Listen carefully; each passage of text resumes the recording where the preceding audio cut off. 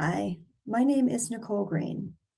I am currently the chair of the board of directors, and for many years before that, I was the lead of the traceability team. Today, I will review how the International Serum Industry Association, or ISIA, traceability certification program is similar and different to ISO 13485 certification.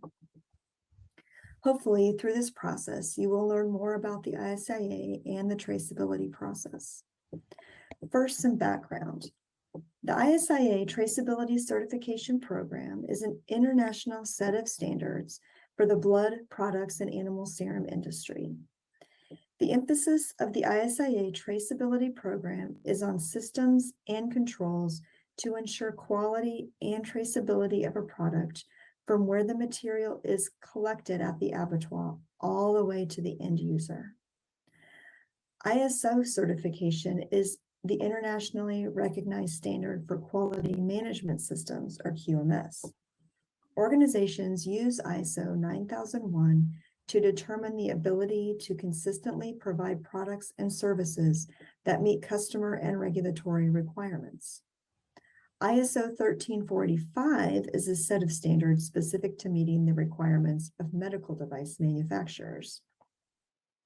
This is the standard which most appropriately meets the QMS requirements within the ISIA traceability program and is the subject of this comparison.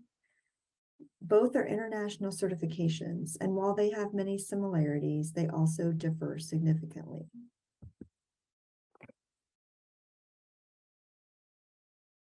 The purpose of the ISIA traceability program is to provide consistent, thorough standards to ensure transparency of geographic origin for all parties involved in every stage of the process, from collection through final processing. There are many reasons why it's important to have a robust traceability program for animal serum and serum products. So the emphasis of the ISIA traceability program is on systems and controls to ensure quality and traceability of the product from the abattoir to the end user. The traceability program has been in place since 2009.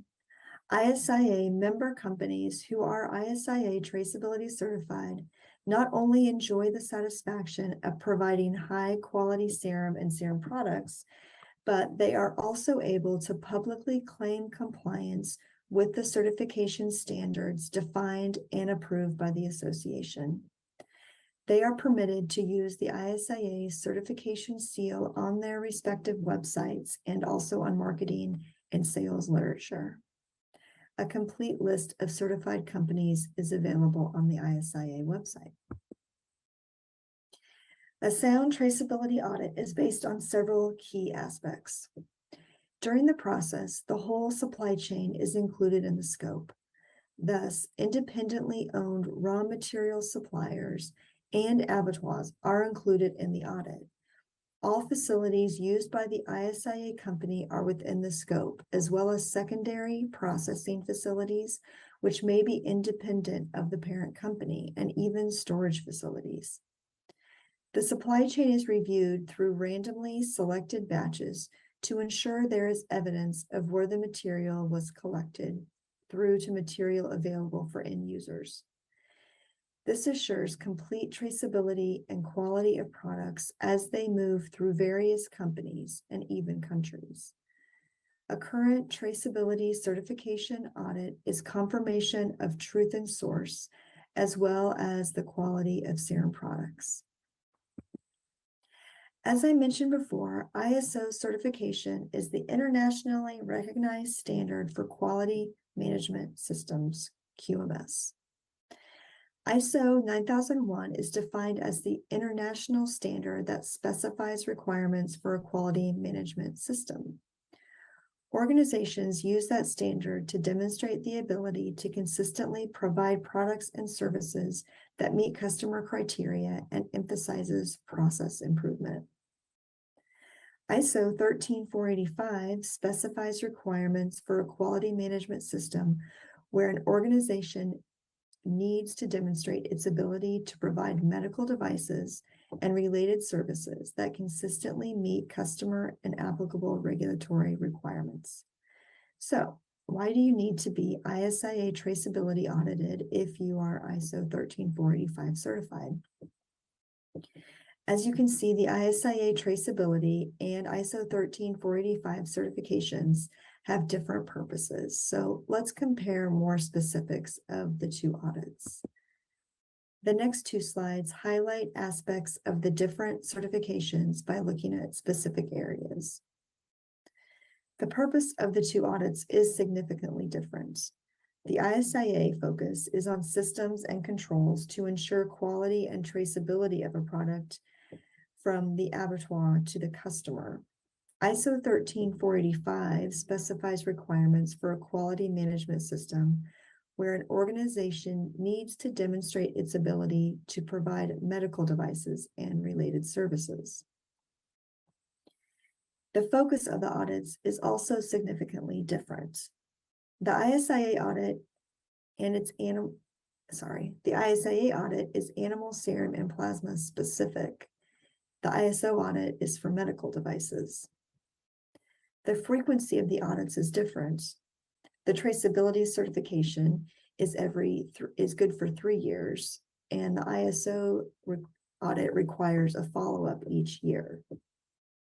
Batch records are reviewed during both audits, but from different perspectives. The quality management system is also reviewed during each audit, but the ISIA audit may not review every part, and an ISO audit will. The ISIA audit requires independent geographic testing performed by Oratane, while the ISO audit requires no independent testing for geographic confirmation. A quality department is a part of most serum companies, but maybe at a lesser extent for raw material suppliers only. Sample retention policies are also different. The traceability audit requires samples for each batch, but the ISO does not. Continuing, the ISIA audit looks closely at yield calculations for each process step, with yields percentage specifically reviewed and verified for each product. The ISO audit may include this in some processes. The traceability audit requires records are kept for at least 5 years. There is no specific record retention requirement for an ISO audit. During the ISIA traceability audit, specific products are reviewed in detail and mass balances are calculated for each step of the process, from abattoir to finished product, to assure product is as stated on the label and documentation. The ISO audit only requires high-level traceability of products. Supplier audit requirements for raw materials are not as detailed in an ISO 13485 audit as they are for an ISIA audit. Traceability certified companies must either purchase raw materials from companies who are traceability certified, or they must have their independent quality department audit the supplier to the ISIA checklist. Significantly, the ISIA certification also traces the financial transactions and value of the material in each step of processing. This ensures product continuity throughout the process. ISO certifications do not review financial transactions. Finally, both audits require independent auditors. ISIA auditors have also been trained in the serum industry and approved by the ISIA. ISO auditors may not have specific knowledge of the serum industry. The ISIA certification does recognize the importance and strength of an ISO 13485 audit. A robust QMS helps support accurate traceability. Accommodations have been made in certain sections of the checklist for companies who are certified to ISO 13485.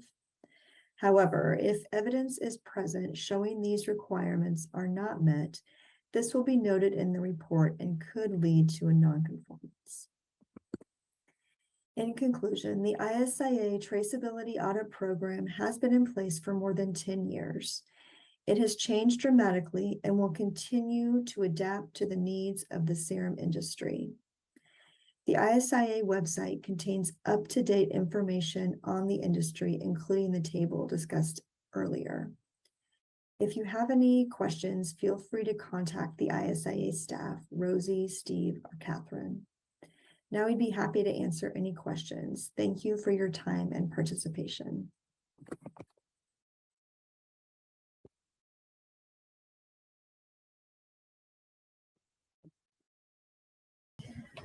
Hi, everyone. So glad you were able to join. If you have any questions, go ahead and type them in the chat about the presentation, or you could also throw out some suggestions of other topics that you would like to hear more information about from the ISIA. As part of the purpose of doing these sessions is to get feedback from the membership. So even if you may not have any feedback ready right now, you can send that to Catherine and Rosie, and they will take that into consideration. We want to make sure we are working on topics and items that are relevant to the membership. So we are open. Let us know. Yeah. Oh, great. I'm glad that was exactly what you wanted to find out. Bye-bye. Thanks, Tyrone. Yeah, thank you. Now, this is going to be available on YouTube, correct? Yes, Kevin has a question, Rosie. Oh, so he does. Where's Kevin? How long does it take for the ISIA audit? Kevin, that really depends on the size of the company. If you're a fairly small company, and I don't know who you work for, so I'll just explain. It really doesn't take much more than a day. There's a bit of prep work, and then the actual audit, and then for the auditor to write up the report. It doesn't take that long. If you're a large company, we do a certain number of your facilities on a worldwide basis, and so obviously that's going to take a bit longer and be a little bit more complicated. But it's definitely worth considering. It's not that difficult. I think that's a fair statement, Nicole. You have anything else you want to add? No, I agree. It's not. It could seem a little overwhelming at first, but if you just take it a step at a time, and Rosie and Steve and Catherine are there to help every step of the way. It's not too bad. We're a small company and it's manageable for us for sure. So there's documentation that will help you literally step through the entire process. And Catherine is very good at follow-up. And so if you want to start, if you're interested, we can send information out at any point in time. Hey, Tyrone's coming back with more questions. Perfect. Glad it was a good start. I do think, just to re-stress something that Nicole said, if there are other topics that you would be interested in learning more about, we have a schedule coming up. Our next presentation is going to be on importation into Europe. There'll be 2 sessions on that. And then we're going to have one on the technical basis of the geographic testing that we do. So we have a kind of list that we're beginning to build, but we obviously don't want to talk about something nobody wants to hear about. So if you, as Nicole requested, if you have ideas, if there's something we can help you with, please do send us information on that. You all have Catherine's email, I think, at this point, given the fact that you're registered for this whole thing. So she is a great conduit to feed information into. Definitely. And we can hang out here just for maybe another minute. I forgot that could be a There are fairly more large questions. delay. Okay, I just don't see them yet. So Have to move things. Oh, there we are. Jared, can the slide that shows the comparison be shared? It is on the website, Jared, already. It's been there for a while. We just thought we'd verbalize it. Catherine maybe can figure out what, I can't remember where it is, Catherine. Can you? It's in the chat. Oh, you've already put she's it up way there. ahead of us, of course. She's always ahead of us. It's really scary. How much does it take for one audit? That's going to depend on where you are, how extensive it is. You contract with the auditor and agree terms with the auditor. So it's really difficult to actually just give a number, because it's going to be quite variable depending on the location. I hope that helps, Henry. And here's Tyrone again. Animal welfare regulations such as EU 1069 and 142. 1069 and 142 are very focused on the requirements for importation into the EU. There are certain aspects that cover animal welfare. If you are interested in an in-depth overview of animal welfare, there is a paper on our website, Tyrone, that was published in Altex that talks about the position that ISIA takes on animal welfare. And we are very, very conscious of the fact that this is something that needs to have a lot of attention paid to it. We also tend to think that as many of these animals are being slaughtered for the meat industry, that we owe the respect that we use everything that comes from that in the most positive manner possible. And so that's also covered in that particular paper, if that's something that you're interested in reading. Yeah, and I'll add to that there is a section in the traceability certification website on animal welfare that we have recently added. So that is another difference between the two audits that I didn't mention in the presentation. Good point. That's a good point. Yes. Tyrone has said he'll go read it just to make sure his partners are compliant. That's very important. I mean, obviously we can't make sure they're compliant, but you can. And I think that that's the way that a lot of these things have to be handled.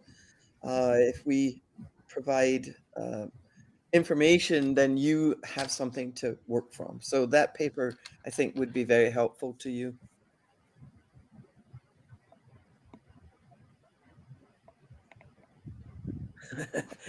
That's all from Tyrone. Thank you, Tyrone.